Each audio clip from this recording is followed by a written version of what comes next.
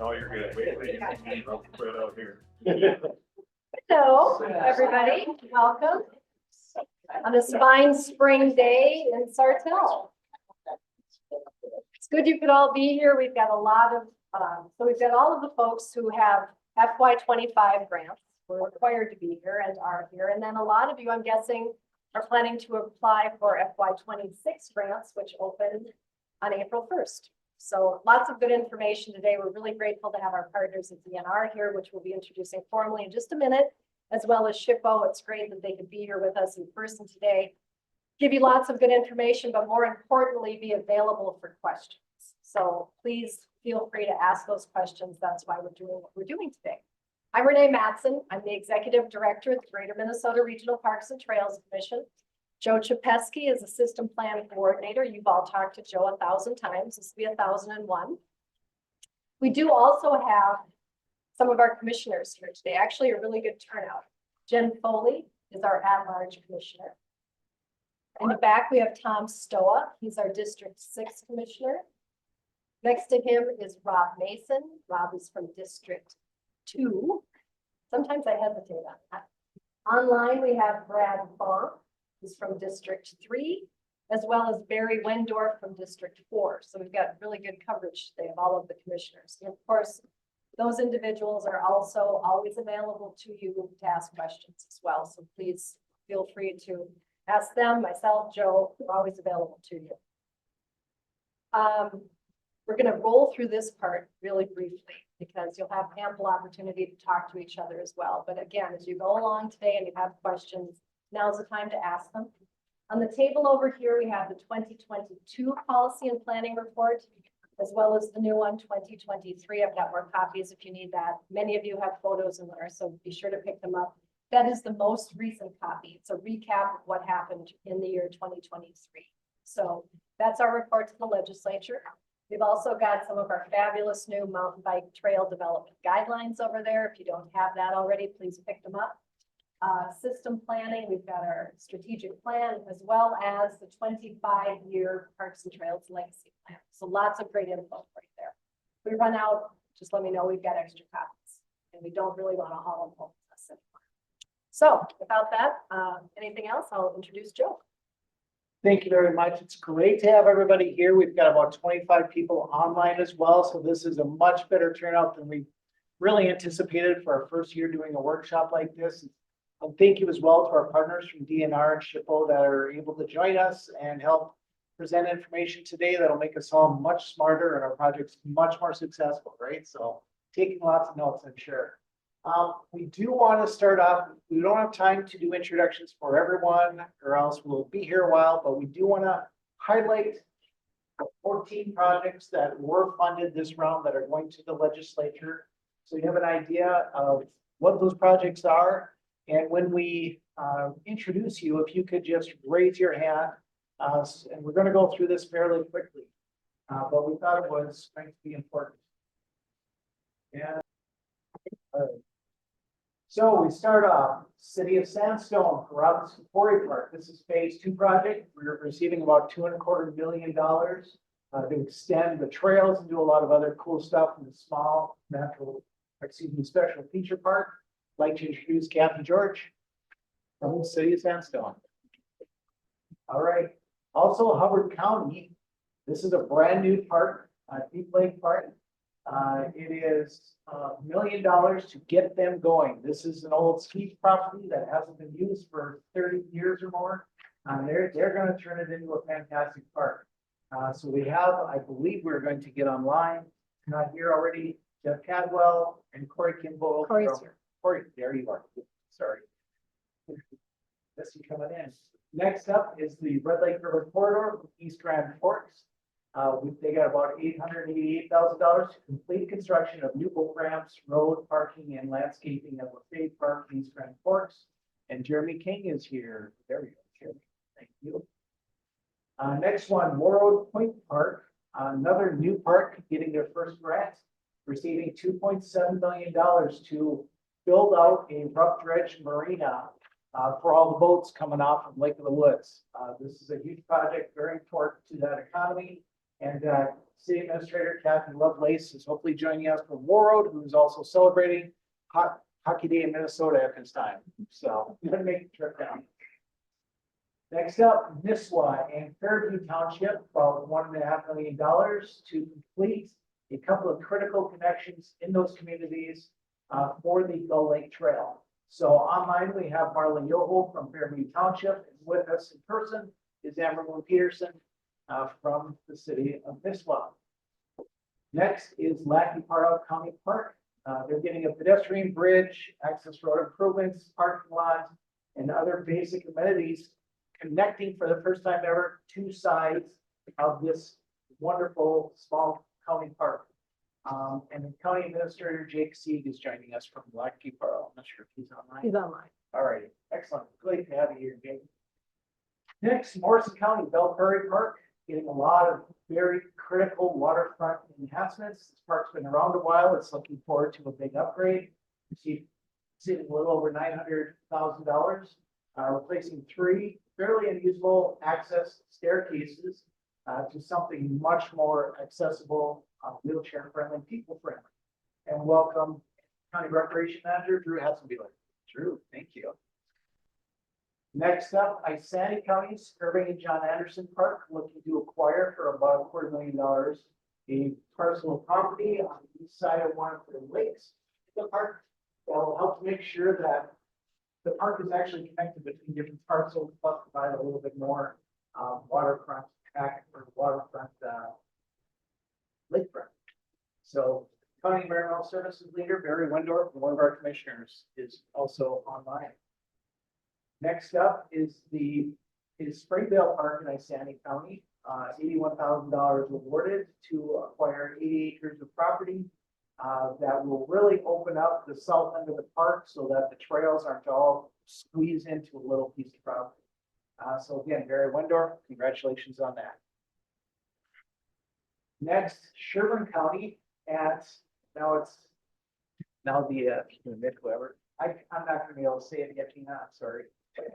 I'm working on it. We're still working on Tulinets Park, just renamed in conjunction with the travel communities that are part of this project. Really, this is another new park getting its first access built into the park. Lots of great new first generation amenities going in here as a park. And welcome to Gina Hugo, who's helping represent. Hey, Gina, could you say the name of the park, please? Sure. It's two inlets at the day they Pata Amashu and the first two Native American words are Dakota or Uplink, and the second two are Ojibwe. Thank you. And then we have Stearns County doing small property acquisition at Rockville Park. This is a 19-acre parcel for $210,000. We have 2 reps here for that, Ben Anderson and Sarah Reed. Thanks. We have one more. Oh yes, Pine County Garbage Park.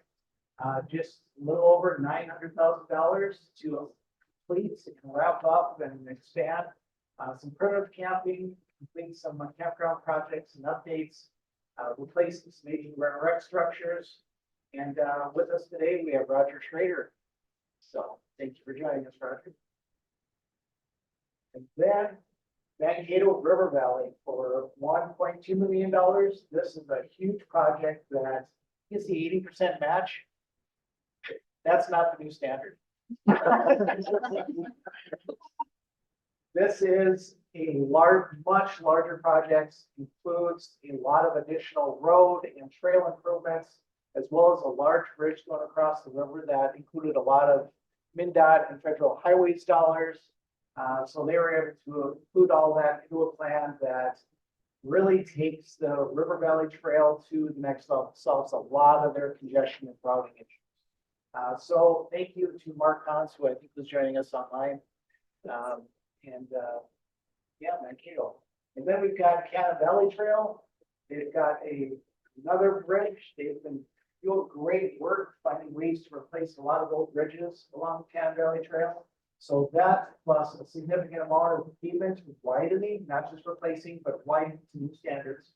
And also some sediment control issues, traps that they're putting in place.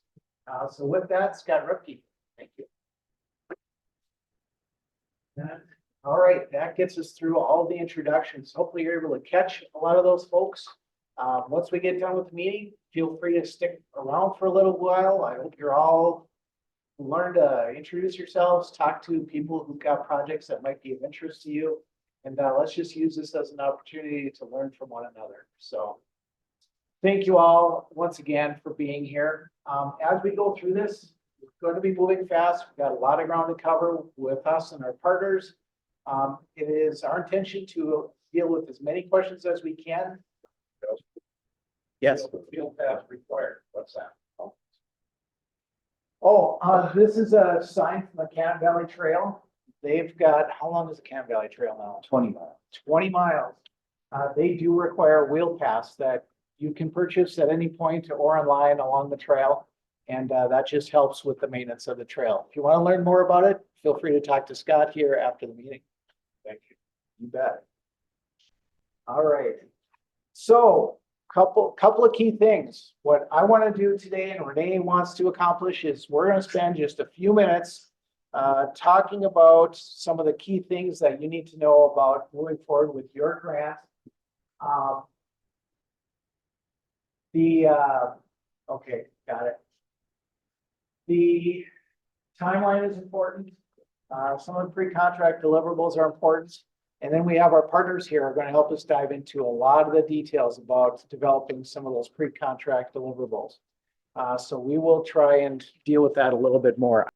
As many of you know who have done this type of project before, if you received a grant this year, if we notified you in November or December that you're receiving a grant that will be available to you possibly as soon as next July, you should be doing a lot of work on this project already. All right, there's a lot that goes into even getting to the place where you can start spending the money. And that is what our partners are going to talk about in depth with you today. But just to kind of cover it, make sure you understand the timeline. We notify you in November or December that you are on the list to receive the funding. DNR will send you the contact letter that lets you know who their grant administrator is going to be, because they help us out by serving in that function because they've got extra capacity. Not extra, but more capacity to do it. And then once you receive that list, you'll know what things on this list or possibly additional lists you'll need to be working on before you can get your contract. So between November and the end of June, you want to be working on all your environmental documents, your SHPO documents, anything else that comes through from the DNR or SHPO to make sure that these pieces are put into place. Be aware, some of them do take a while. The staff you're meeting today are pretty much the ones that are covering everything across the state for these areas. And it's not just our grants either. They're covering a lot of ground through a lot of different funding sources. So it can take a while. That's why we recommend doing it early. If you start later, it's possible your grant contract will start later. So you could end up starting, say, 6 months late. That does not mean that your grant is automatically extended on the back end either. You suddenly go from 3 years to get it all done to 2.5 years getting it done. So if you receive a grant and you're going to be funded as early as July 2024, that means that your grant could start that early, but really it's not going to until after the DNR says this list is done. Then your clock starts ticking and it will be done at the end of June 2027. Unless we get an extension, which Renee is going to talk about a little bit as well. All right. Once we get into the grant, once your contract is signed, so you can start spending money and eventually get reimbursed. The DNR will talk about how to do that and how many times you can do that. We want to make sure that you're staying in touch with us throughout the process. Between us and the DNR, you can probably expect to fill out 1 or 2 probably grant reports per year. We're moving to an online system where you can just basically fill out a simple survey, attach some photos or drawings or whatever is showing what progress you've made on your project to date, and that will tell you to That will help us to stay on top of what your needs might be. Because we want to be here to help you. If you find that you're in a place where, you know, you're not able to find contractors, if a design isn't working and you need to change the project in some way, shape, or form, or you suddenly find out once you get bids that you're not going to have enough money to cover it, or whatever the case may be, we want to work with you to figure out those solutions. I don't think, correct me if I'm wrong, Scott, I don't think we've been mean so far in trying, you know, once that issue comes up. No? Okay. But we do want to make sure that you get in early with us. The only time we do sometimes get grumpy is when we find out at the end of the day or after the grant is completed that something was wrong. So get in with us early. We can help redefine grant scope. We can help look towards additional funding sources, extend timelines, all that sort of thing. But we need to do it earlier rather than later. All right. Let's see. Do you want to talk some more about some of that project troubleshooting there, Renee? Some of the things you've dealt with? Yeah. So what gets confusing, I think, for people sometimes is the fact that the money comes from Greater Minnesota. We're the granting agency.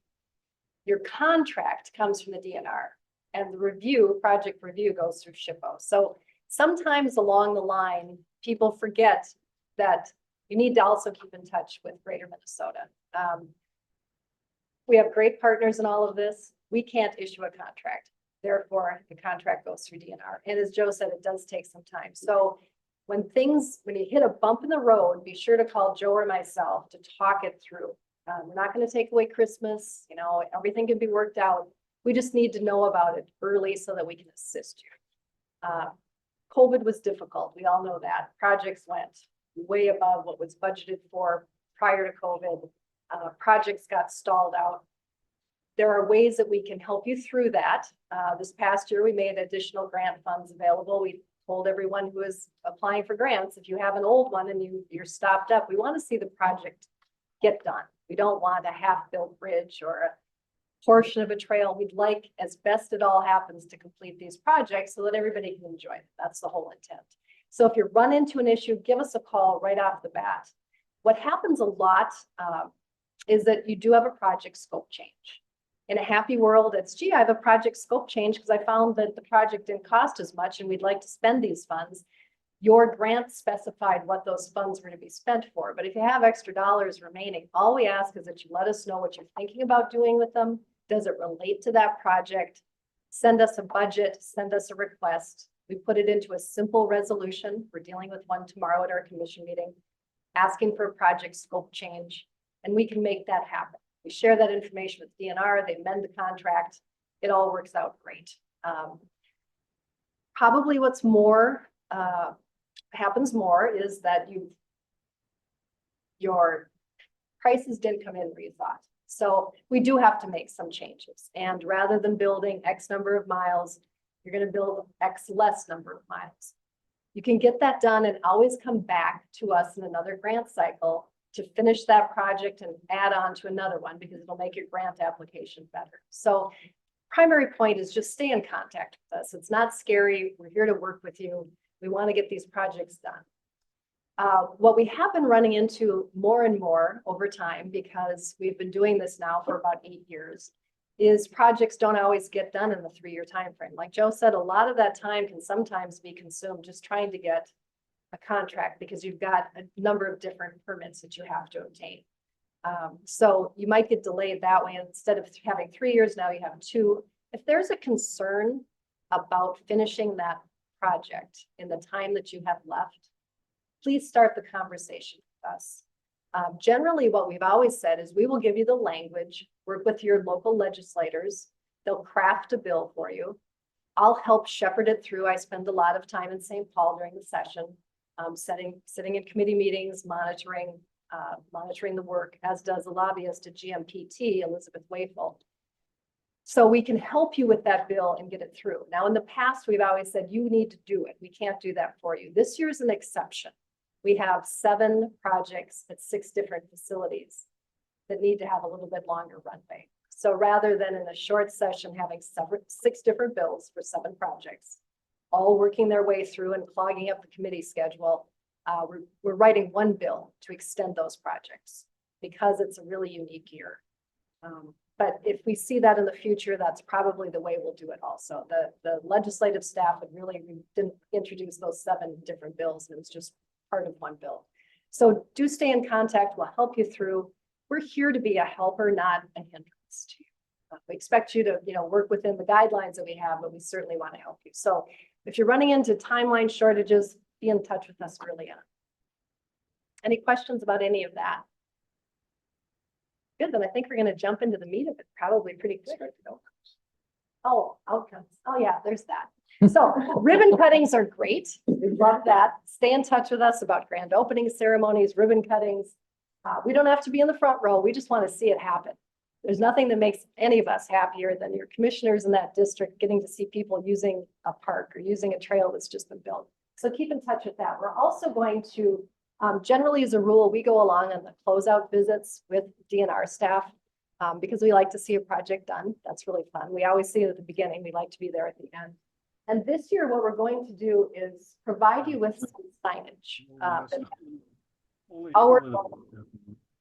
And language as well that will talk about what legacy. I don't, yeah, I'm thinking the 10 or 11 years since legacy passed. And if you talk to anybody on the street, they don't really know what that means. A lot of people voted for it. Overwhelming majority of Minnesotans voted for it during a pretty rough downturn in the economy. That expires in 2034. So can't believe it. We're saying that. So there's going to hopefully be a reauthorization, but we're working on some nice language to attach somewhere near the legacy signage because everyone knows that logo. It's probably the nicest logo that's ever been created. Just explaining in very brief terms what legacy is and what it's meant. So that as people start to think reauthorization in probably 7 years, it's going to take some time to do some legwork. People have a better understanding if they're using your park or trail about what legacy is and what it built in your park. So look for that to be coming in the very near future. All right. Great. Let's get this to go forward. What we need to go forward. There we go. All right, thank you. Next up, we'd like to introduce a couple of our wonderful DNR grant management staff. They've been great to work with. They're still on the front end of their careers with the DNR Highway Grant Management staff, I'd say. Hopefully you're here as long as Audrey was. So Jennifer, Bubke, and Sarah Wennerberg, thank you so much for joining us today. If you want to be closer to the microphone over here, I'd appreciate it. But yeah, thank you very much, and we'll turn it over to you. Okay, thank you. I'm gonna apologize right now because we don't have any beautiful photographs on first. No, sorry, girl. So I'm Jenny Bubke. I've probably worked and been on emails with some of you. I'm going to start with the required documents for contract that Joe was mentioning. These are the documents that we require after the award letter comes out from the commission and before we can issue a contract to get started on your project. So as Joe mentioned, we will be getting out emails to the FY25 grantees that will have a full document with all the information that's required in detail. So we will ask you to reference that when you receive it. Today, we're just going to go through some quick tips and notes on some of those documents that we've had questions on and some things to note. So for SHPO review letter, we're going to leave that to the SHPO colleagues here today. Our main thing for us is just to ask to copy us whenever you're communicating with SHPO. It just allows us to keep up to date on the status of that and kind of any notes that might lead to delays or any other things that we can say on top of. Okay, so the next is the National Heritage Information System report. The thing that we would note for this is that the report, once you receive it, is valid for 1 year. So timing on this is important. If that lapses by the time we get all the other needed documents, that we'll have to go back or re-review and recertification. It's usually a fairly quicker and easier process, but that will need to be done. because we need that to be effective when we're issuing the contract. The other thing to note is that we do review this report, and if there's any recommendations that we want to make note of, those will go in the special conditions section of your contract, which can be found in attachment A alongside your budget. If we do anything for design and engineering work while waiting on SHPO or other permits, that would be in that same special condition section of the contract. For water and wetlands permit documents, the main thing is just that if this is a applicable request a determination letter based on the application documents that Renee and Joe send us, if it looks like this is going to be possibility or it might be applicable, we will ask for that determination letter for the contract. If there are permits that are necessary, we will need copies of those permits before we can issue the contract. So that's another thing to note, and another reason why getting started on these documents earlier is definitely recommended, because that process can be a bit lengthy. Yeah. Just a quick overview of some of the other review documents. We do have the EAS checklist, which is like the environmental assessment that is required for every project, regardless of project type. Then there is also the EQB review. Sorry. Thanks, Sarah. That thing. That is for trail projects. Only I don't work on trail projects. That's why I can't say it. The exemptions to this are named in the Minnesota rules that we have listed here, so we can definitely get that out to everyone. Important to note, if you're using one of those exemptions, the responsible governing unit must provide a written letter or an email that details the exemptions and the justifications, and we will need that letter or email to file showing that exemption from the review. And then the last is the land approval certification, and that's again another requirement that's specific to trail projects only. Okay, everyone's favorite, reimbursement and cost match. So the main thing we'll note is we will send also, when we send out all the documentation, we will send a reimbursement manual. Main thing, use the forms in the manual that we provide, we update them. The reimbursement should show expenses conducted within the project period and within the approved project scope. Invoices for each grant. We need invoices for each grant expense during that reimbursement request. If any invoice includes expenses not related to the grant, you can just highlight on that invoice, just highlight the items that are applicable to the grant only, and then that notes that those are the only items. We know you're working on a lot of projects, a lot of the vendors for multiple projects, so that just helps make that clear. If you can't get an invoice, we can accept vendor statements. Again, same principle, just highlight all the items that are applicable to that grant so we know which expenses we're looking at when we review the reimbursement. We also require a proof of payment that's tied to every grant expenditure. Where possible and applicable, we do prefer a copy of the warrant check. A lot of times one check is used to pay out multiple invoices to a single vendor. In that situation, if they're all related to the grant, just include all those invoices to that copy of the warrant check. You don't need to keep adding the same warrant check. Yep. For a contractor, do you want just the final proof of payment, or do you want every payout? Every payout. Yep. And then also, there's also warrant checks or copy payments that might be to one vendor, and they might be for a lot of invoices, some that are applicable to the grant, some are not. In that case, we just ask for there to be like a summary included of all the invoices that are tied to that check. You can just highlight the invoices that are relevant to the grant. Again, that just helps us to kind of tie out those amounts.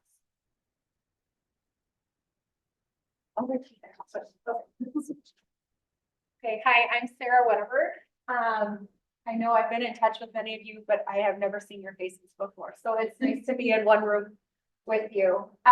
So this is the top portion of the reimbursement form, which will come, it's inside the reimbursement manual. Many of you probably already have a copy of this form. We have updated a little bit. It does not matter which version of the form. We're just hoping this newer version will be a little bit simpler in helping to calculate the actual reimbursement amount. So for you to know, every time a reimbursement is submitted, we are going to reimburse based on the percentage of the award amount to the total project cost. So, to run through an example, go to the next slide. So in this case, what we've filled out are our total expenses for this period, for this particular grant. We have a total project cost of 1.7 million. The award is 1.2, which is 75% of the total project cost. So when we receive a reimbursement request and all the expenses get up to 1.3 million, we're going to reimburse 75% of that. So some people, when they fill out their forms, already do the math, some don't. We figure it out and we let you know if there's going to be any, if you think you're getting 1.3 as a payout, we'll let you know that we're actually reimbursing the award percentage. Okay, if a grant is under budget, we still reimburse based on the percentage. So with the same example, if we have a total project cost of 1.7 and we are only spending $1 million, we're still going to do 75% of your expenses, not of the total award. If you are under budget and you work with Renee and Joe on an additional scope, then we come in and we'll do an amendment for the contract. And that's where, so we do the contract, we do the amendments, but work with Renee and Joe on the front end to determine what an appropriate scope would be. And then we work together to amend all of the contracts. Anyone have any questions about any of this so far? We are only pointing out the things that we get the most questions on. There are many things that, as you know, that would be on the checklist that you receive initially and then throughout this process. We're just hitting the high points. So I know that there are a lot of nuances within the projects, and you can work with us individually on any of those. Okay, so final payment will be 10% withheld of the award. And then that final 10% will be paid out when we've had a successful final inspection. Anything that's outstanding has been completed. So very often it's our deed restriction requirements or signage. If there's any final punch list items that need to wait till next building season, that's fine. We hang on to the 10%. And when that's done, you can send us photos of the completion. We don't have to come out and redo an inspection. So just so you know, that final 10% will be withheld. Okay, our favorite subject.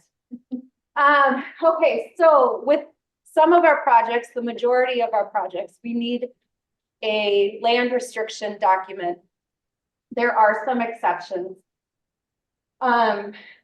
Very upfront with the application process is the resolution. This is signed and it's part of your application. Within the resolution is the compliance to DNR land retention requirements. So at the very minimum, you are agreeing to this when you supply your application. Depending on the type of project that you have, will determine what kind of restriction we need.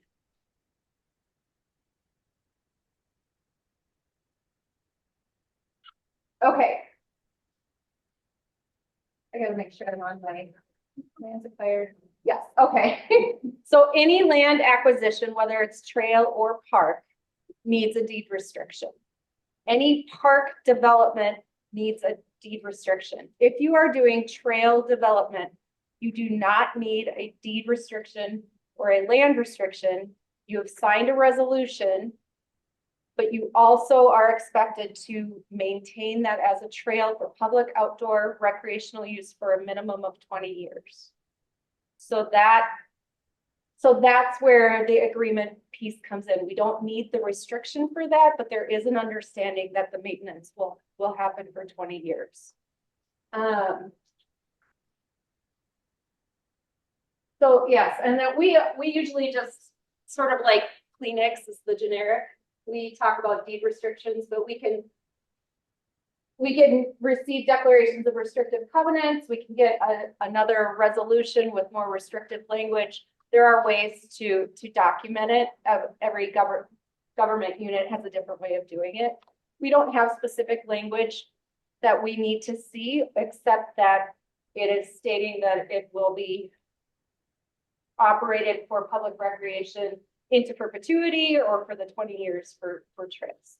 And we do have draft language that you can use that's included in the contract, so you can start with that language. Yeah. Yes.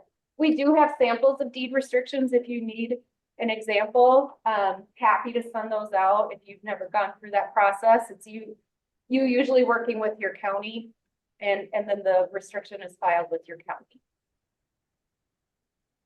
Okay, so a little bit easier.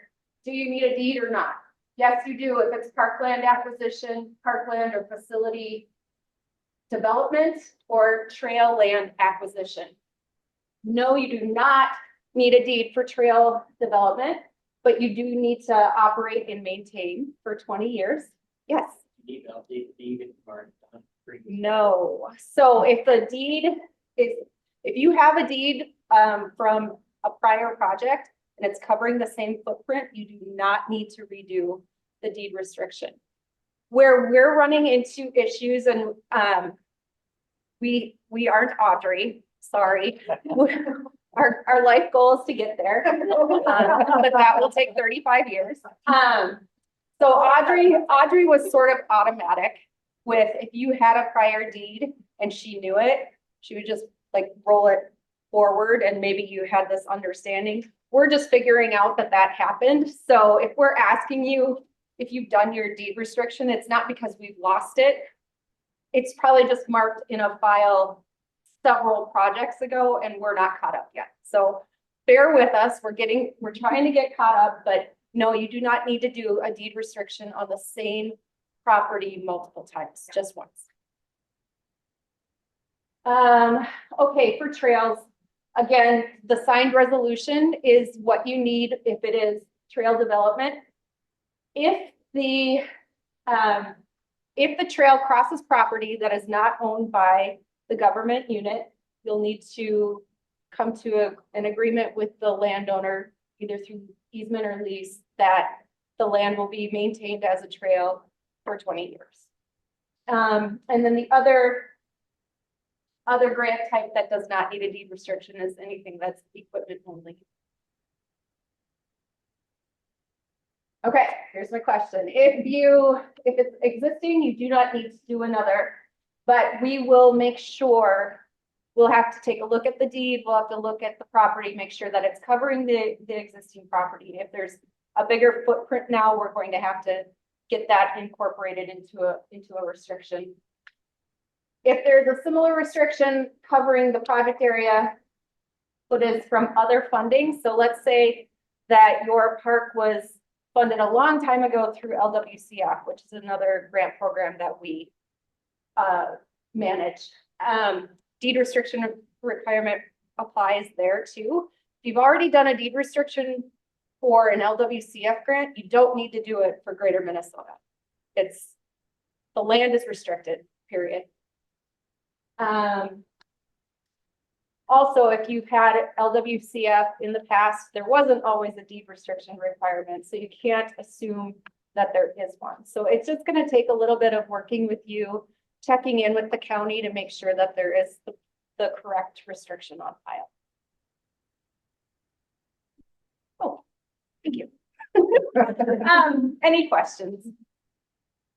Yeah. Just one, so is it still where it's 4 reimbursements per project? You can request up to 4 times. Very often, we only get 1 request for the entire project. So, but you can request up to 4 times through the duration of the project. Quick question. I don't know if it's appropriate, but I'm just asking. And if, I also maybe like to hear how other people handle prevailing wage. Does that have to be a separate budget item on their grant contract for prevailing wage? Or Repeat the question. So question is related to prevailing wages, and whether it's a separate item in the contract or in the budget. That, or should it be? How do you see it? How is it coming through? What do you think? For us, we don't need it. I can answer for us and then hand it over to you. Do you want me to sit over here? Well, the mic's here. Okay. For our end, we don't need it as a separate item in the budget. But if prevailing wages are applicable to the project, we'll need that documentation for the grant file. So that's what we need for our end. But I don't know if you have it on the budget. No. Okay. No, we So, yeah. wouldn't expect it on the budget. We just expect it's budgeted in there, but it doesn't need to be a separate line item. Should we consider that when developing our project cost estimate? Yes. Mhm. Yes. Yeah. Anyone else? Yes. Just back to the trail restriction portion, so resurfacing a 7-mile section of the total 60-mile long term. Yep. Is that 20 years before the entire trail or just that 7 miles? The 7 miles. Well, yes, because there'd be 20 years starting on the full 60. So there would be the additional years on that 7. Yeah. Good. Yeah. Good question. Yes. Prevailing wage documentation, just. Usually, Repeat that. yeah. So the question is on the prevailing wage, if the documentation from the contractor is sufficient. Usually that should be, yeah. Sometimes there's have to be quick queries. Oh. I'll make sure I'm not talking over. No, you're good. Okay. Sometimes there'll be queries sometimes you have to write to get the determination for the prevailing wage with Department of Labor. So if that's the situation, you can send that over to us as well. Sometimes the contractor is aware of it and they have that already included, so that's fine. It just depends on the situation. We've had to fill.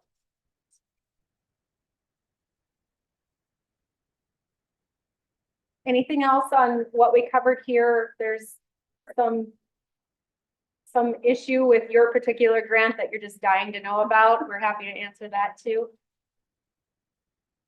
Or if there's any questions. We've had a lot of questions on deed restrictions. Yeah. Not that we'd have more today, actually. Yeah, we have too. We have as well. So we thought there would be, we definitely wanted to clarify that. You can always reach out to me or Jenny. It doesn't, I mean, one of us will be assigned as your managers, but we work together every day. So if you can't reach one of us, the other one should be available. We have a lot of the same questions from all of our grantees. So we work together on resolutions, responses, those kinds of things. Nothing else? Okay. Thank you. Thank you. Appreciate it very much. Thank you.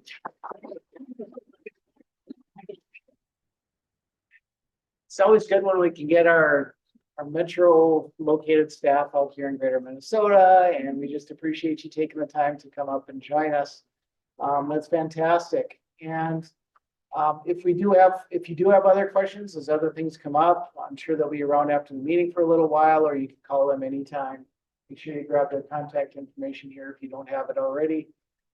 So thank you very much for that. Next, we'd like to turn it over to our friends from SHPO to come and join us, Kelly and Lucy, if you would mind coming up, please, and sharing a little bit about your process. Hi, everyone. Thanks for, we appreciate the opportunity to talk with you today. My name is Kelly Gragg-Johnson, and I'm an environmental review specialist at SHPO. And I'm typically the review manager for these grants. And I'm Lucy Harrington. I'm the environmental review archaeologist, and I support Kelly's work on these projects by reviewing them for impacts to known or unknown archaeological resources, which are buried below the ground. Generally. Okay, so the SHPO, just for some background, is a division within the Minnesota Department of Administration. And we're located in the admin building, which is just north of the state capitol in St. Paul. So SHPOs were developed during the, as part of the National Historic Preservation Act of 1966. And they were developed in every state and territory in the US to help carry out the nation's historic preservation program. Minnesota's SHPO was established in 1969. So we're part of the regulatory side of SHPO, and we support historic preservation by reviewing development projects for impacts to historic resources, provide guidance on how to protect those resources that exist in development. We also support historic preservation in other ways, maybe not us specifically, other people at SHPO. Has anybody been to Barn Bluff, Redway? Yeah, some folks. Barn Bluff is my example for this other part of the way that we support historic preservation. We have a certified local government grant program, and Red Wings, Paymaneecha, or Barn Bluff Regional Park, recently used a grant from our office to update the documentation because Paymaneecha or Barn Bluff is listed on the National Register of Historic Places, and the story that was being told in that documentation was from one perspective, and they updated it to be more inclusive and tell more stories, and added the name Paymaneecha, which is the Dakota name for Barn Bluff. That was pretty cool.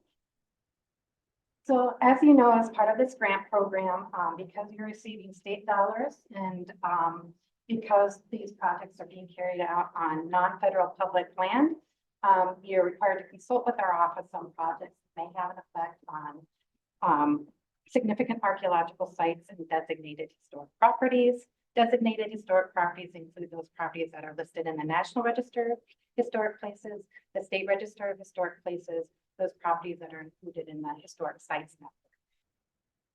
So I'm not going to talk about the laws, but I think they're included on that slide, which you'll share with everybody, but it's also in the information that you provide.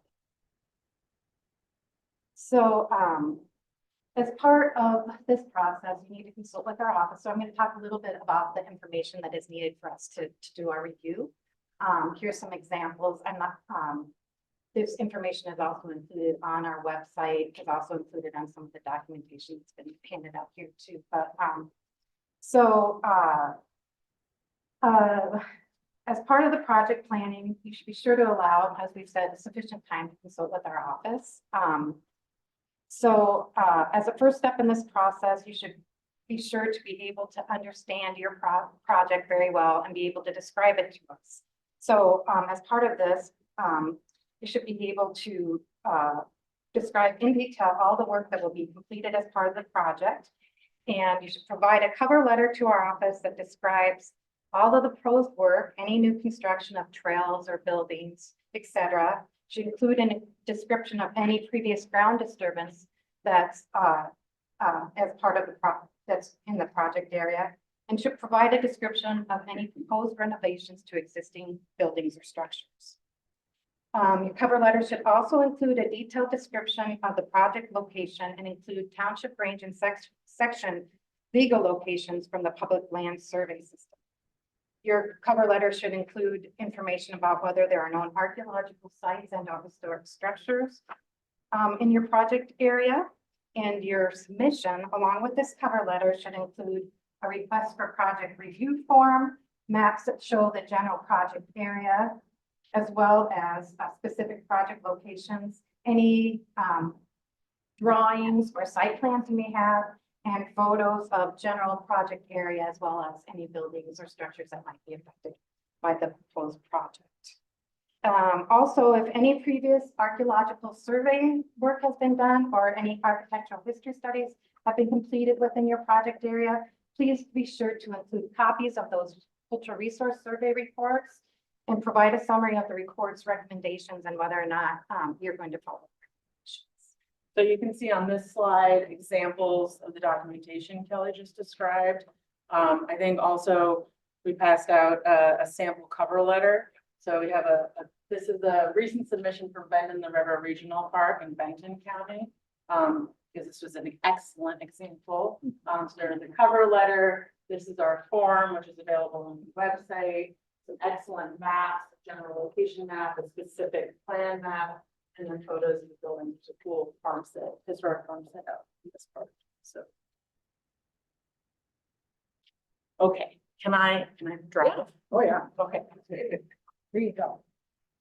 So I bet you're all wondering how to identify historic above ground structures and archaeological sites. We have these websites and we can show you how to do that. This is brand new. This is a brand new portal. Do we have the internet? We do, right? Yes, should. Okay, so I may have to. So I bet you're all wondering how to identify historic above ground structures and archaeological sites. We have these websites and we can show you how to do that. This is brand new. This is a brand new portal. Do we have the internet? We do, right? Yes, should. Okay, so I may have to. Nope, I'm sorry, that's your email. Oh, control.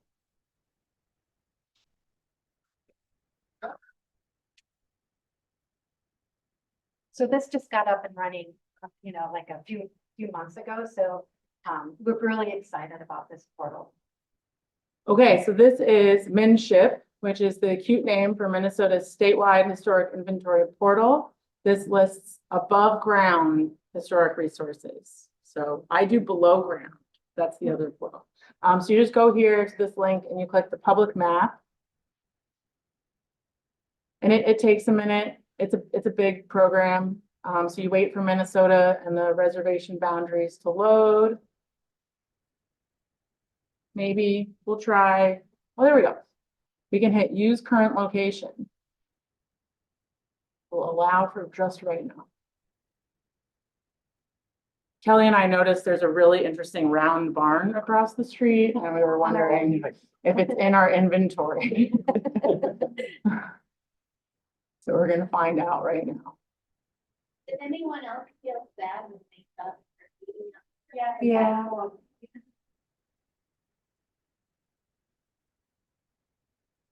Okay, I zoomed out too far. It's a big program. Okay. So you may not like this topographic view. So you can come over to the right-hand side, just like on Google Maps, and change it to aerial imagery instead. And that will load. And then here we are. I don't know, maybe this is the barn. We'll find out. It's a learning process for everything. So we click on the little dots that show up.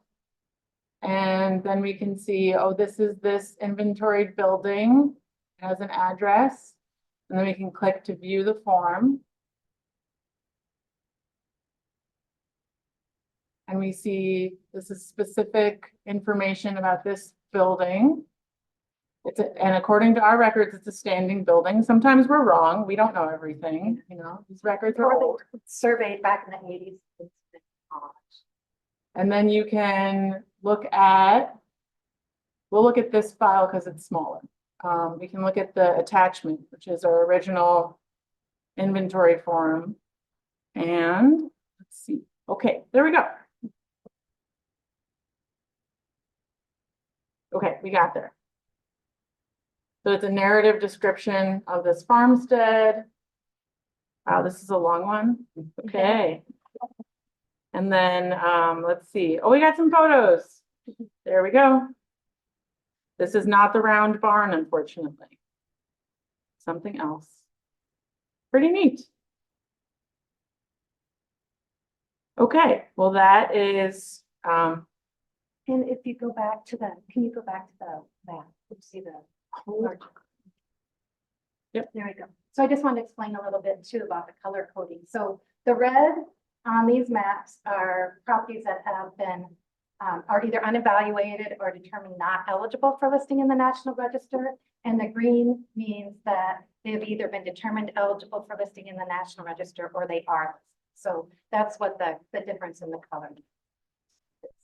Did you click on the one to the southeast of where we are, of where the white circle is? That one. I clicked on this one right Click here. on the red one, southeast. I think that might be the barn. Right here? I think so. It was by a roundabout, wasn't it? Yeah. Yeah. Now I want to. see My that. directions got all confused.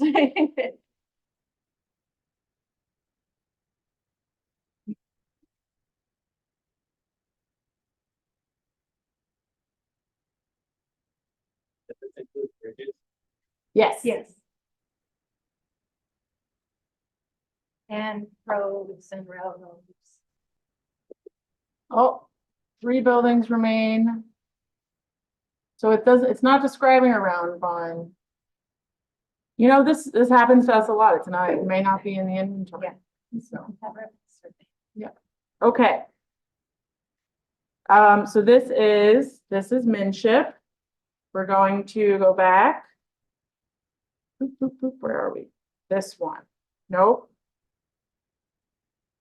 This one. No, I lost the PowerPoint. This one. Got it. You found it. Okay, now we're gonna go to the portal that shows you the below ground things. Okay, so similarly to Minship, this is the Office of the State Archaeologist portal, which we call the OSA portal. And you can click the public map. And their public map is slightly different than the Minship public map. And so you have to go over to the right and hit the little searchy bar. And then you can also click use current location. You can type in an address, you can type different things in. Township branch section. Yeah. You can type in a park name. I was going to put in Bend in the River Park. That was my example, but then we saw the round barn and I wanted to find out. Okay, so what we're looking at here is, I will explain. Archaeological site location information is non-public data in state and federal law. And so what this is showing you is it's showing you the count of the number of archaeological sites in a bigger area. So this is the public view level of this information. So in this area along the river, there's 2 archaeological sites here, there's 2 here, 5 on this side. And oh, what's this? This means that there is an unplatted cemetery or Native American burial ground. That's what that specific slashing means. And there's a separate law, Minnesota Statute 30708, which is the Private Cemeteries Act. We don't have any involvement in that law, but if your project area is in one of these areas, you have to talk to the Minnesota Indian Affairs Council and the Office of the State Archaeologist. And oftentimes in our letters, We'll make remind that if we see it and you didn't for some reason. Okay. So that is the OSA portal and Minship. Does anybody have any questions about these viewers right now? Do you want me to look up somewhere specific? Like we in our project studied down in the 80s with those vehicles. If the sites were identified and they were submitted to an agency, they would likely be in the portal. It does happen very, very, very, very rarely that an archaeologist from a long time ago forgot to share the information with the Office of the State Archaeologist. And so they may not be in the portal, which is why we really want you to send those survey reports to us so that we can make sure they get added if they're not in there. But that's like, 0.1% of the time. we do run into that. So for the above ground, so if, let's say that farm was involved and you have the write-up, what's we do with that information? Right. I can't see this bar at the Do top. you then add that to our application? Yeah, just let us know in the documentation you submitted that, you did your research, because we want you to have these tools to do research before you even send it to us. We of course have access to this too, and even more information, but yeah, thank you for Okay, asking. that's good. And then, and I can't remember, is this application a PDF file that we have to send to you, or is it through an online? No, for you to submit to us, and I'll get to that, you need to submit PDFs to us if you're submitting project information. Okay, so Yep. you're gonna get that? Yep, I'm gonna talk about that next, so thank Thank you. you. These 2 portals help you identify a list of things that may be in your project area, and you can just include that when you're in your cover letter. Okay. And I'm imagining most of your projects are gonna, have more maybe concerns with archaeological resources than historic structures, but not always. Sometimes there are historic structures. Did anybody want me to type in their address or their park address? You want We're to- good. Okay. Is there a date that you have to go back to for a building to be considered historic? Well, so with a state level review, really, the concerns are with those properties that are already listed in the National Register or the state register. So the green one. So the green ones.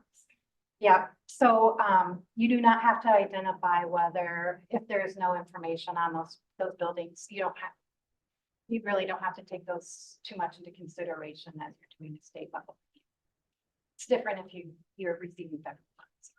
And we were looking at red dots because those buildings looked pretty sketchy to be even still standing, right? So Yeah, they weren't green dots we need to be aware of. Red dots. are unevaluated or they've already been determined. So you don't need as much concern with those. It's more of the Worry green about the dots. Yeah. Yeah, that's good. And so just theoretically, if you have a green dot in the middle of your property and it's been listed, but it's Mhm. not a great great building anymore, what's the, I once had someone describe it to me as all old buildings are old, but they're not all worth saving. Absolutely. Yep. So the green ones are generally the ones that we have agreed through a review process like this are worth saving. Okay. Yep. And there's ways to deal with those, right? So depending on what you're going to do, if you're going to do some rehab work on those, renovations, whatever, or if you're going to do, some trail projects that pass by that, what we're going to look at is how your project is going to affect those structures. And we work together to come up with a plan to protect the property but you still being able to do. So it's a back and forth and it is, what the law says is that, state agency or applicants in our office have to come to an agreement on how to go forward with the project and how to treat these historic properties. I decided to bring up Bend in the River because this is a regional park that we just reviewed a project in, and you can see there's a green dot in it, which is the Graves Farmstead. And the project had no impact on the buildings. So it was sort of a moot point. We worked with them, they were doing some stuff around there, but they designed it in such a way to not have negative impact on Do the you- farmstead. Do you specifically look for them some interpretation about that site? If it's green, telling people what, why it's important? I think that's wonderful if the parks want to do that. Sometimes if there's adverse effects to these historic properties by a project, that's sometimes some mitigation that we would go towards, and have, that is some of the mitigation is to interpret whatever it was and to tell the story. Yep.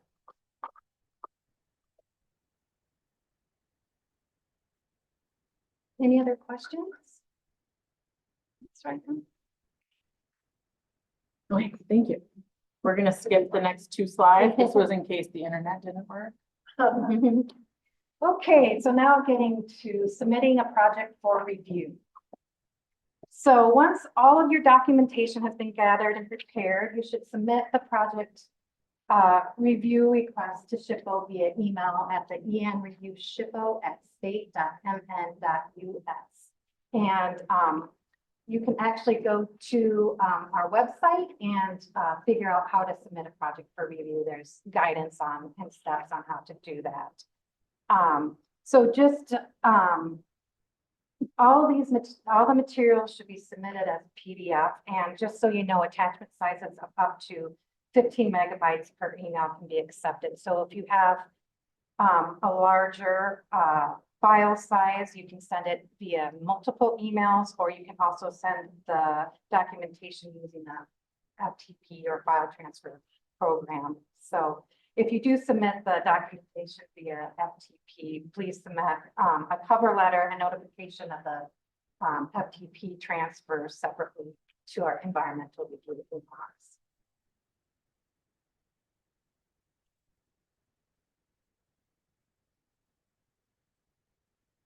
Okay, so once the project review is received in our office, what happens is that information gets logged in and routed to review. So most, if not all of these projects will be reviewed by myself and Lucy, but also is a chance that sometimes, these projects can be reviewed by other people in our office, like historian or design review or something.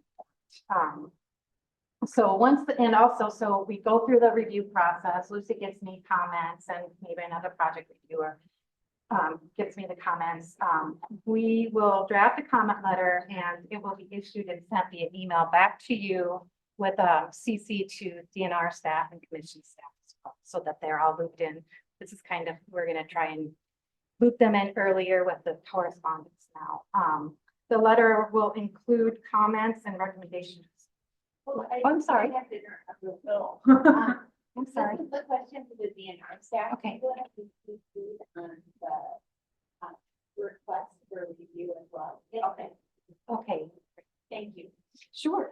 So, once the letter is issued, the letter will include comments and recommendations based on the type of project, its location, and its potential to affect historic properties or archaeological resources. So, and we'll try to respond within 30 days of receiving the documentation. However, at times they do take longer because we are receiving a very high volume of project submissions right now. We have constraints associated with not having an online project management system. We use email and an access database. So that takes some time, and then sometimes we have to request more information. Yeah, and typically the additional information we request is an archaeological survey, and that's me saying that. So we want to learn, we either want to learn more about whether there are unknown archaeological resources in the park, or we want to know whether the archaeological resources that we know are in the park are important. We've requested both kinds. Sometimes it's true. So, and into that note, some of these surveys that were done in the 80s or the 90s, typically don't have recommendations whether these sites are significant or not. So we know they're there. We kind of know where they're located. We don't always know the boundaries, but we don't know how significant they are. So we have to ask these questions as part of our And then response. we talked about how old does it have to be? So, the 80s was a while ago now. And so due to the passage of time, which is the phrase we put in the letters, things that were not documented as a historical archaeological site in the 80s may be a historical archaeological site now, and it's 50 years is the cutoff. And we're not saying that every can dump or every single piece of trash in the park that's 50 years old is important. There's a classification, right? There's a way to determine which ones are important, which ones aren't. And so we're saying that the foundation of the cabin at the Graves Farmstead in Bend of the River Park is probably, that was a pioneer cabin, early part of the occupation of that park. That's probably a significant resource, and it's more than 50 years old. Not every can is, and I can tell you because I've seen a lot of cans. I'm just depressed to think that 50 years in the 80s Oh. is suddenly now. Yeah, I hate that. Yeah. And not all archaeological sites are significant. There's sometimes integrity issues. There's very limited information that can be gleaned from the site. So, but we don't know until we ask those questions and have information in front of us to be able to make those recommendations. I have a question. On the 50 and older structure, what that might not be, that might be able to read that portal, what type of information is helpful to know the cover letter project that goes and help with that information? Yeah, so that's sure. So in that case, we just want to know, what's in your park and what might be affected. So a data construction and photos of those properties, if they're read, honestly, under state statute, we'll look at the project and determine whether or not we think there's, going to be adverse effects. But really, under state statutes, it's those projects that are already listed in the National Register, State Register, which those are not.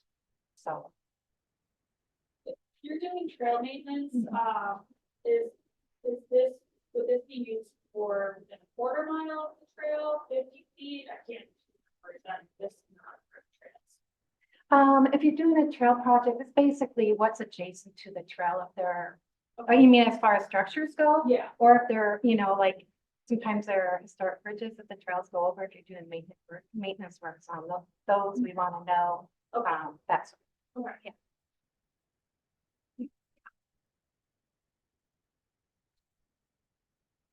Sorry.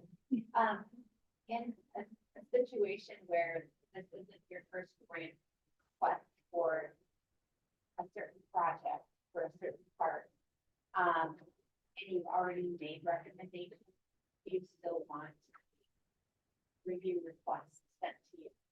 Reevaluate. It's a new grant. Yeah, it's a new grant. Yeah, it's, okay. If you do need to submit it as part of your environmental. But that brings up a good point, and I think we were gonna talk about that at one point. I can't- It's in my notes somewhere. If you have an archaeological survey or a traditional cultural place survey, and there were recommendations made as part of those surveys or that consultation effort, it's good to reiterate those in every time you ask us to look at a project, just because we're, at the end of the day, we're regulatory, we're bureaucratic, and we just like to see those things spelled out every single time. And honestly, so we review as a whole, approximately 3,000 projects a year. These are only part of them, so we don't always remember your projects. Some of them we do, but not all of them. And so to reiterate, yeah, you guys looked at this project previously. If you have a SHPO project number that, from that previous survey, include the letter. And then you can reference the archaeological reports that were previously submitted to us. We should still have copies.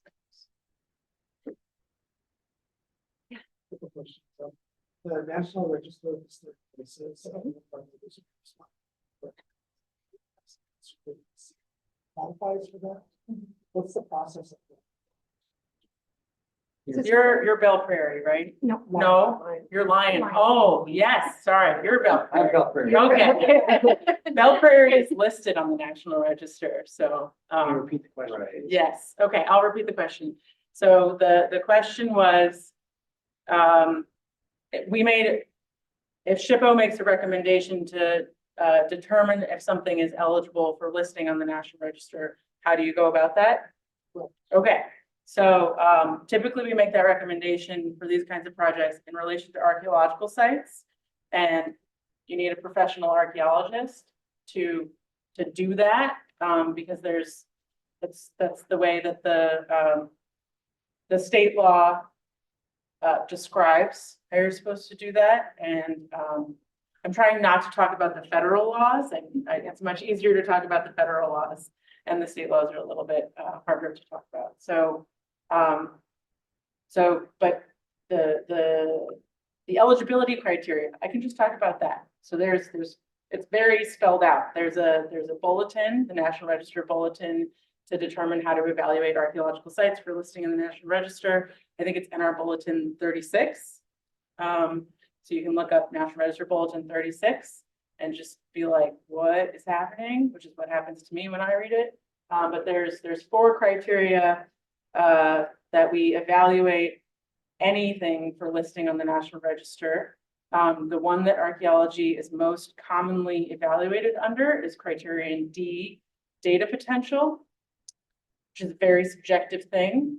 But it basically means determining whether the archaeological site has enough, is intact enough to tell us something interesting, to tell us something about the past, a significant part of the past that we don't know. And so in the case of Belle Prairie, because we already talked about you, Belle Prairie is probably a Native American village site. Frankly, we don't know a lot about Belle Prairie, but Belle Prairie is probably a Native American village site. It has a really dense deposit of Native American artifacts. that were found on the surface and through some subsurface investigations a really long time ago. And based on the distribution on the surface and the distribution buried below the ground, the archaeologists said this is a significant site, maybe based on the type of material that they found.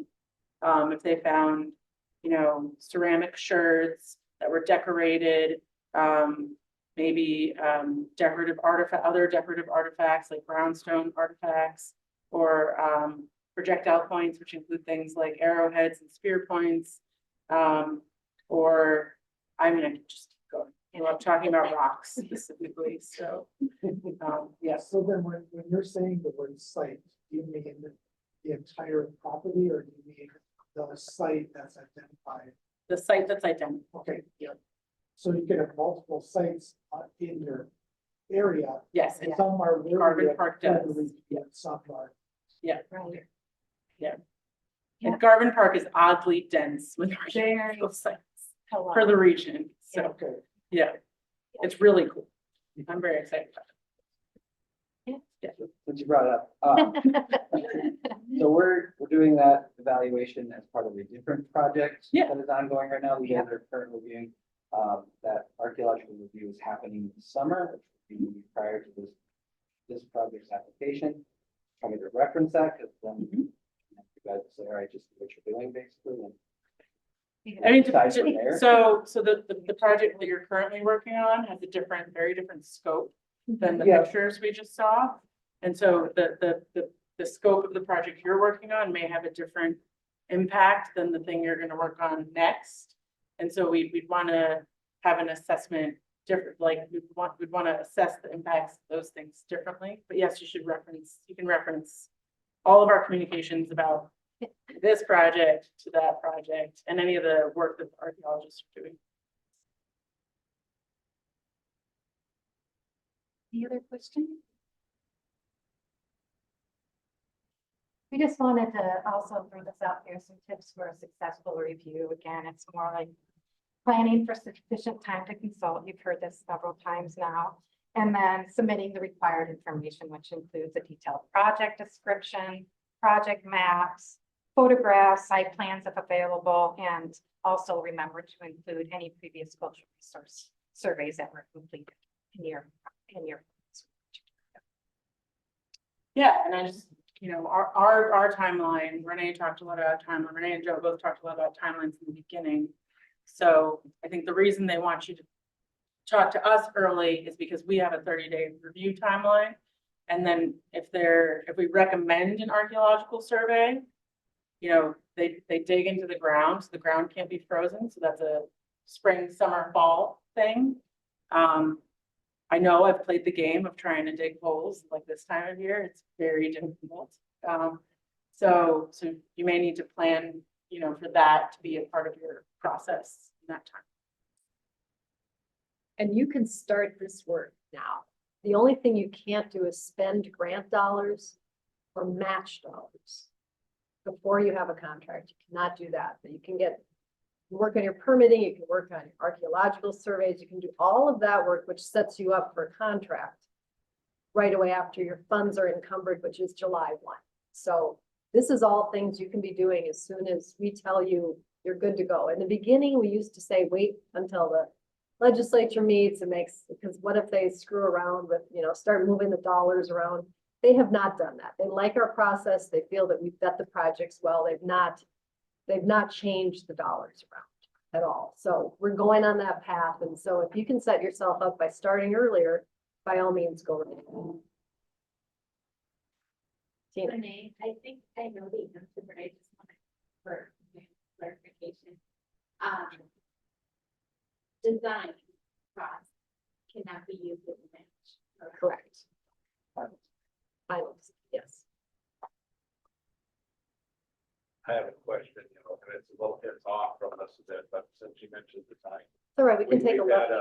had an inquiry about, you know, a shelter and naming rights. You know, are there any guidelines as far as doing something like that, you know? Not on our part. Okay, that's what we needed. Are you thinking that you want to sell the naming rights for a shelter? I mean, We not that had it matters. one of the Rotaries that wants to build a shelter for us and have naming rights. Sure.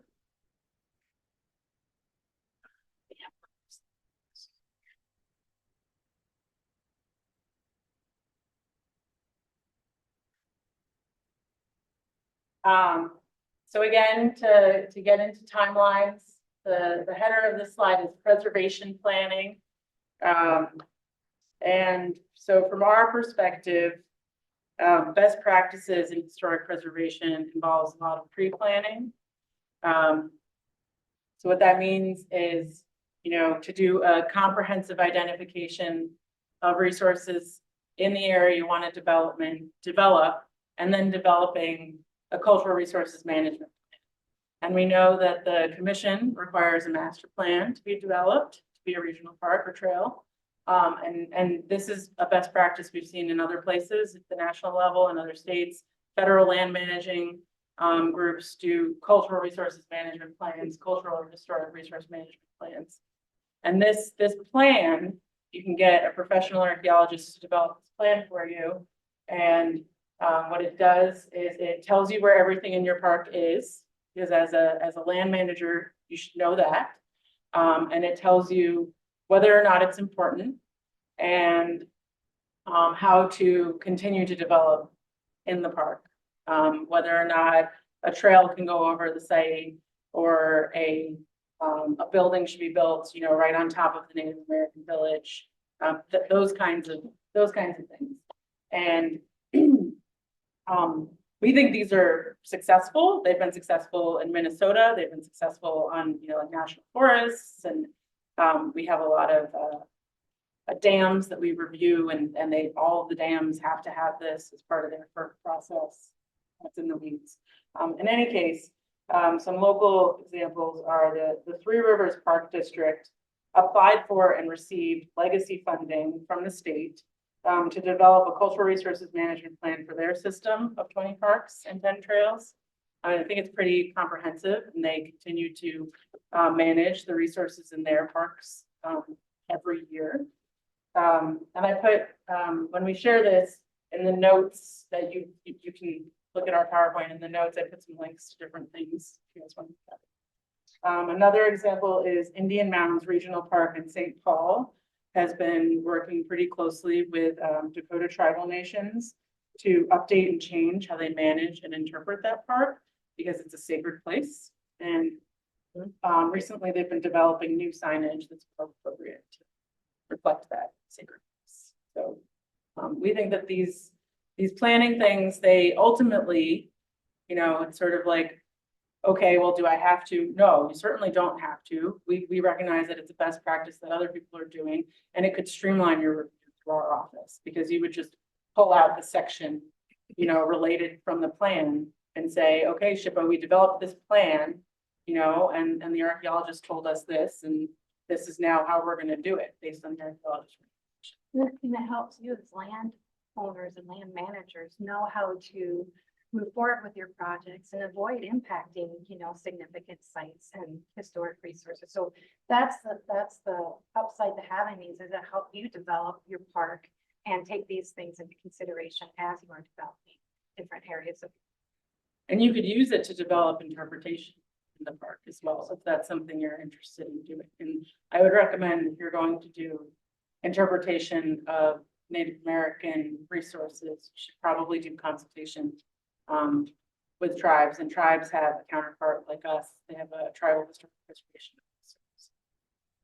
I just want to throw in here real quick too. The commission had available this year, and probably will again next year. It hasn't been finalized yet.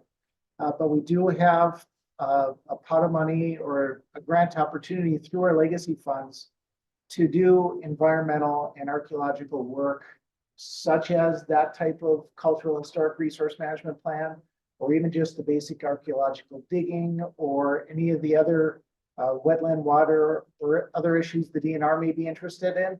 All this stuff that we talked about with our partners here is available. You can apply for a grant through us as a standalone project, because we understand that the cost of this continues to go up and the time involved is significant.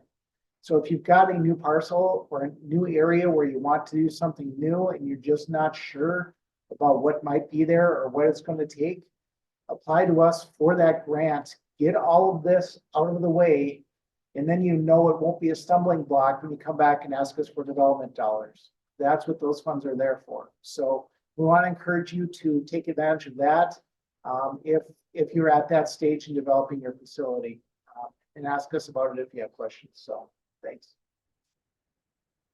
Any more questions? Yeah.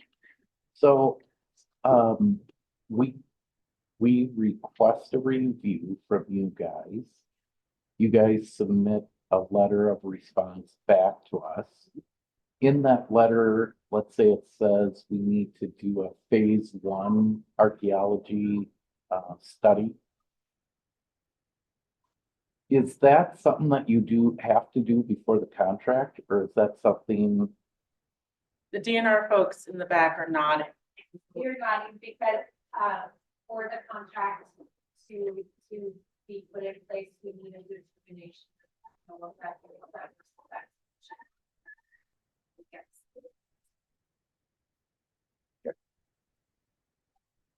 I don't think we need. So in order to execute your contract, what we just learned from the DNR is that your SHPO letter, your SHPO comment letter needs to result in a finding of no effect to historic properties or no adverse effect to historic properties. Or if there are adverse effects, a letter stating how we're going to resolve those, correct? Yeah. Or sometimes we also, the ongoing consultation is another one that we can start the contract with the documentation of that, the reports are being submitted and the SHPO response to those. Yeah, great.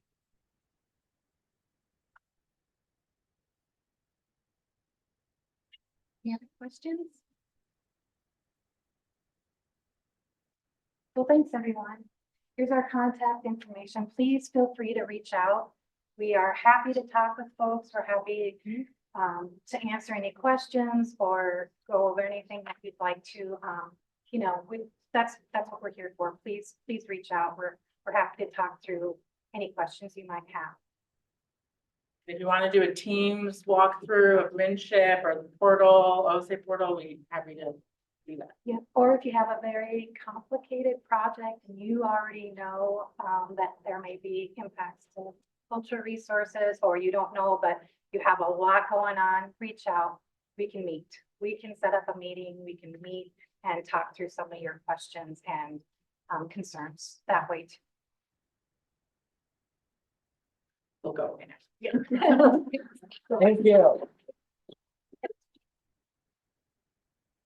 First, just to our online participants, we understand that the part where they went through the online portal wasn't visible to you. We will be sending out a wrap up of this meeting with the recording as well as all the slides, so you'll be able to click the links and explore them yourself. Hopefully that will help. If you do have questions, please follow up with the SHPO staff. That's great. So thank you very much. We just want to recap.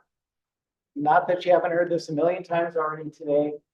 Grant contracting and pre-contracting, the hard lifting of getting to your contract is happening right now, hopefully for those of you that have a grant in the works. There's opportunities to get ahead of some of these things we hope you found if you're applying for grants in the future. So that could be very helpful.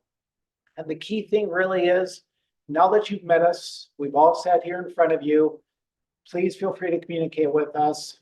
You know us, you love us. Just get in touch with us at any time or any of the state staff.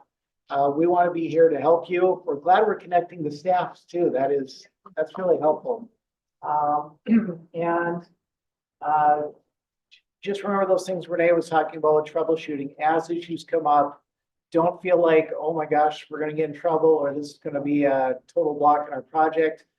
We've got 77 facilities. We've seen just about everything. We get proven to be liars on this occasionally. We've seen just about everything that can happen on a lot of these types of projects. So we've got some experience that can help you get through them, or we can work with you to figure out a solution to whatever your particular issue is. That's real important to us is that communication line. So we just want to make sure we reiterated that. Are there any other questions from all of you? This has been a great session for us. It's love getting that feedback from you on what's important. Any other questions? Yes, Roger. July 1st, when the DNR contract was signed. If they've even provided you a contract because you say you have all this pre-contract work completed and you have it signed, it's not automatically July 1st. You have to get all this other stuff done first. Signed. Yep. It has It's to be fully signed. executed. You can't expend any of those grant dollars or the related match dollars until that grant contract is signed. And we'll know about it too, because they always question. Hey, Yeah. Joe, how much time do we have to complete the grant typically? 3 years. 3 years, so the end of June of 27 for those that are funded this year.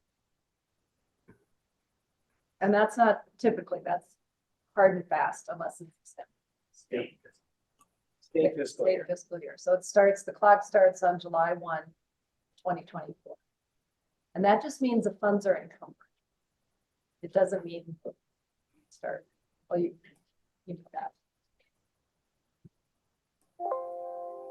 Any other questions? Anything online? Well, thanks everyone for making the effort to be here today. This is the first time we've done this and we thought it was just, it would help with clarity. We've got a lot of new grantees this year, which is really neat. So we wanted to be sure everybody has all the information you need. It's been a really good way for us too to connect with SHPO staff. They've been very gracious about sharing time with us. Great to connect again with Jenny and Sarah because we talk a lot.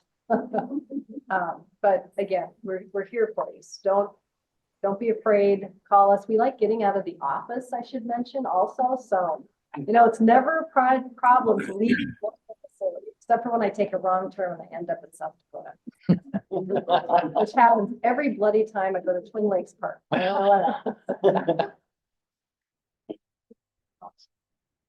All right, thank you very much. We do have more materials over here if you need to pick up another policy and planning report or a great new mountain bike guides. But thank you very much. Feel free to visit and take some snaps on your way out. Thank you.